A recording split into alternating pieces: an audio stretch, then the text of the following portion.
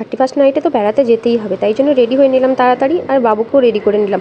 তারপরে রাস্তায় বেরিয়ে পড়লাম, একটু সবাই মিলে সেলফিও নিয়ে নিলাম। তারপরে তো রাস্তায় বেরিয়ে দেখো কাঁড়িয়ার কাছে গেলাম, গিয়ে দেখলাম এত ভিড়, তো ভিতরে তো ঢুকতেই পারলাম না, বাইরে দিয়ে ঘুরেই চলে এলাম। তারপর চলে গেলাম সিজি রোডের ওদিকে, তো গিয়ে দেখলাম ওখানে মেলা বসেছে। তো মেলাতে গিয়ে দেখছি শুধু খেলনা আর বেলুন বিক্রি হচ্ছে, তো খেলনা আর বেলুন নিয়ে আমি কী করবো, আর এদিকে পুচুও ঘুমিয়ে পড়েছে। তাই জন্য আমরা ওদিক থেকে পেরিয়ে চলে গেলাম ওদিকে অটল ব্রিজের কাছে। তো অটল ব্রিজের ওখান দিয়ে যেতে যেতে খুব সুন্দর লাইট লাগিয়েছিল, তো দাঁড়িয়ে একটু ফটোও তুলে নিলাম রিভার ফ্রন্টের কাছে। তো সবাই ফটো তুলছে, আমাকেও ফটো তুলতে হবে, হাজব্যান্ডকে বললাম একটু ফটো তুলে দাও, একটু ভিডিও করে দাও। তো রাস্তায় তো ভিড় ছিল, কিন্তু এই দিকটাতে গিয়ে দেখছি এখানটা বেশি ভিড়। তো এখানে দেখছি নাকি গান হচ্ছে, তো খুব সুন্দর গান করছিল, একটু গান শুনে নিলাম, আর বাচ্চাগুলো নাচছিল। তো হাঁটতে হাঁটতে আবার একটু বাইরের দিকে চলে এলাম, দাঁড়িয়ে আরও কয়েকটা ফটো তুলে নিলাম।